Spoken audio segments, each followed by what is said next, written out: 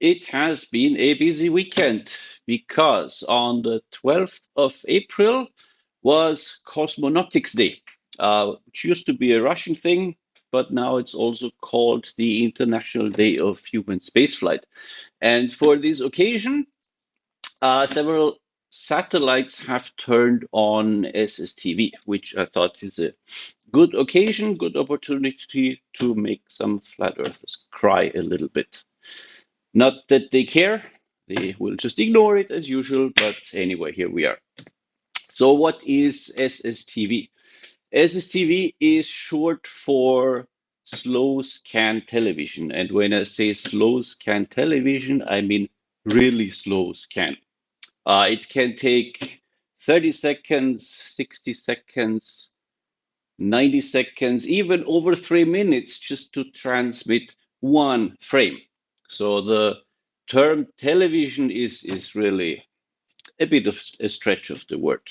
We're talking static images here. But the cool thing about SSTV is that it's just an audio transmission. It sounds a bit like, the old modem sounds, this kind of a screeching sound. That's what it sounds like. And it's just transmitted over a regular FM channel, like your regular broadband, not broadband, but the broadcast FM, that the normal radio that you listen to. And in fact, all you need to receive it is one of those, a generic walkie-talkie that can pick up FM transmissions. That's all you need. Um, when you do this with one of those, the limiting factor is going to be this end here, the antenna. I tried with exactly this. I tried to listen to one of the SSTV transmissions, and it's just enough to kind of hear the signal. Just you can tell it's there. You hear it a little bit, but it's very noisy. It's very weak. Not good enough to actually get an image out of it. So what you do if you want to try with one of those, if you have one, you want to make your own antenna. And this is what I did. There's different versions of antennas you can make. I made one of these. I might have to move away a little bit to show in its full glory. I might win some awards in redneck engineering for this. This is a Yagi antenna. They're very easy to make. This is just a stick and some wire. Um, and I talked about this antenna, this type of antenna in a previous video. The important part is that you need to point it at the source of the signal for it to work. Otherwise, the reception won't be good. So with this, you can tell where it's coming from. And the more elements you have, the better of an amplification, a gain of the signal you get. Or if you don't have one of those, the other option, and this is what I did, is one of those SDR. They are very cheap, inexpensive. And if you have a dongle, you can even do it straight on your phone because that's how simple it is. So which satellites are we talking about here? One of them is was the ISS. They do this every once in a while. They have SSTV events. Here is the official infographic from them. So if you missed this one from the ISS, there will be another one for sure. They usually run a few days or so. Usually plenty of time to get a chance to pick it up. But this is, of course, this is the ISS. It's NASA. We don't want to talk about this, right? Because NASA banned. So let's look at one of the other satellites that were participating. And this is one of them, UMKA1. With an actual picture of it here, you can find information about it online. This is a Russian-built satellite. It's a CubeSat, and these CubeSats, they're very small. One cube unit is a 10 centimeter cube, so about this big. This is a 3-unit CubeSat, so I have a box here. It's roughly about this size, so very, very small. Not a lot of room to pack stuff in it, and a lot of space is already taken for batteries and electrical supplies and all that stuff. So the signal strength you can expect from these things, it's pretty low. And this is just another reason why you need a very good antenna. And I will show you what that looks like. I managed to capture this one in particular. And here it is. I have my satellite tracking app here. This is the same one I used in the last video. The point of this app is that, so here is UMK1, shows a predicted path. The point of this app is that you can use your phone to point at the satellite. And this helps a lot with this type of antenna, with the Yagi antenna, that you just hold it flat and you point it at the signal. And I'm gonna skip some of the video here. I have some setup to do, and I can already hear the flat earthers crying about this. Oh no, there's cuts in the video. It's all fake. No, but I do have the full uncut version, of course, if somebody wants to see it. And then here is when I eventually turn on the reception. Of course, it starts with just static because there's nothing there yet, of course.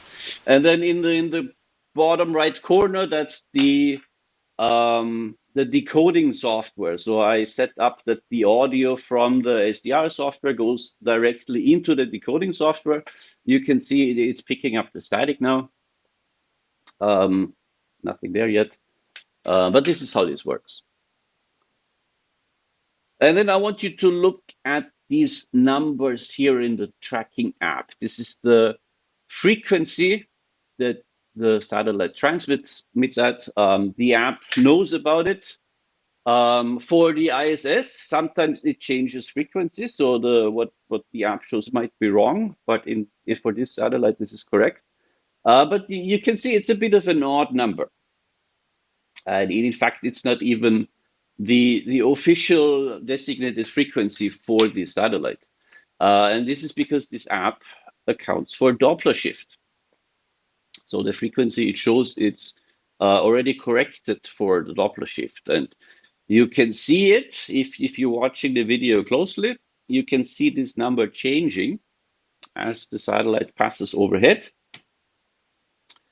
And you can see me also adjusting several times the frequency that the SDR software is recording at or receiving at, because I have set this to a very narrow band FM, so that the frequency needs to be pretty spot on for it to actually receive.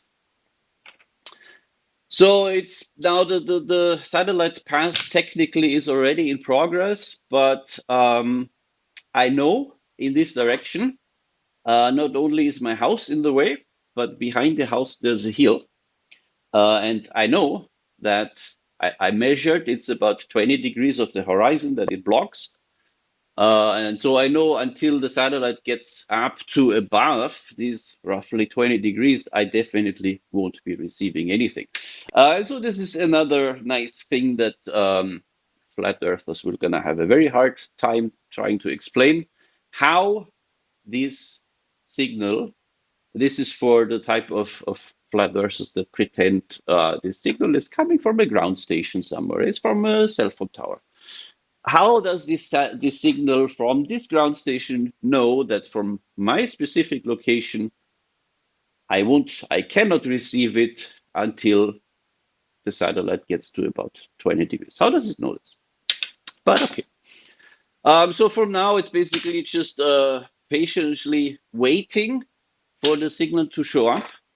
And the way these SSTV transmissions work is that the signal is not continuously on.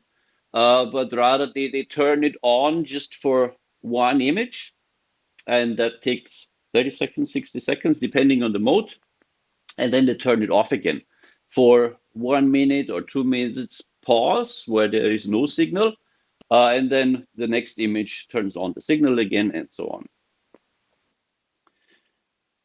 So again, skip forward a bit here, and the first indication you can see that there is something there that I'm receiving from. Pause this video here for a bit. Is this blip here? It's a tiny blip, bit of a signal there. This is not SSTV yet. This is some kind of digital transmission, probably telemetry or something like this. This is what the satellites usually transmit. They're not up in the sky for SSTV, of course.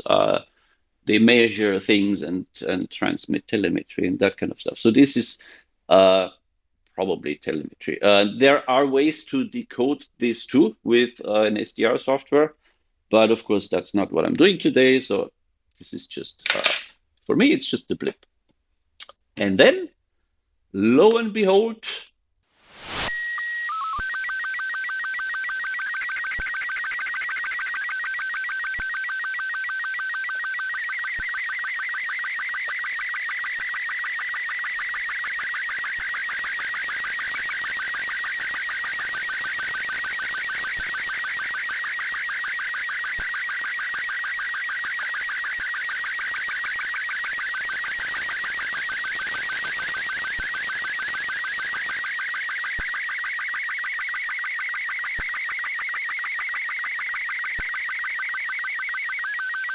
and there you have it.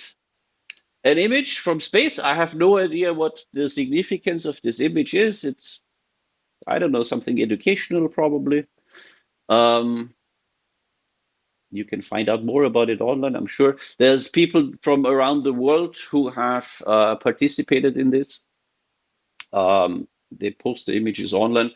And for the ISS, in fact, whenever they have an SSTV event, there is a submission form online where you can submit whatever image you have received. People give their location, the exact time, and you can look at where these images were received, when, which image, and you can use this to track where the ISS went, because obviously you can only receive it when it's actually above you. Now for this pass for me, there was still some time left for me, and you can see now that the frequency is quite significantly shifting downwards, because this is just a satellite passing overhead, and now it's going to go away. And there was still time to hopefully get another image. And so skip forward again a bit. And I was in fact able to receive another image. Unfortunately, as you will see, my decoding software, I've set it to automatic detection of the transmission mode instead of fixing it on Robot 36. So in this case, because the signal was a bit noisy already, satellite was low in the horizon already, it detected the wrong mode. It's still decoding something. You can see there's an image there, but it doesn't look right. But if you want, with the audio from this video, you can decode it yourself on your phone, whatever. There's a bunch of software out there, and get the proper image out of it.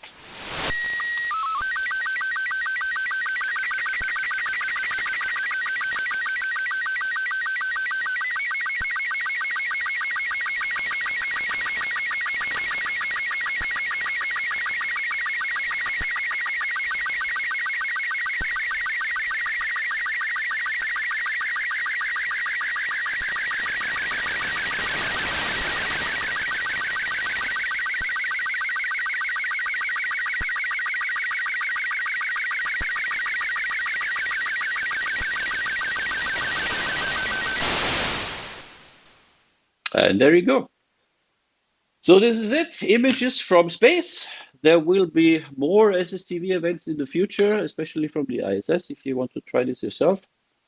And for the Second sticking point for our reality denying friends, of course, that's the Doppler shift. That's an important one. And you can actually see if you watch the video again very closely during the first image, you can actually see how this signal just during those 30 seconds is slowly moving to a lower frequency. Um, and if you have people in multiple locations and they track the same satellite, they receive the same image, they will see different frequencies. How is that? What happens here? Well, I guess for the flat earthers, I guess they will never know. See ya.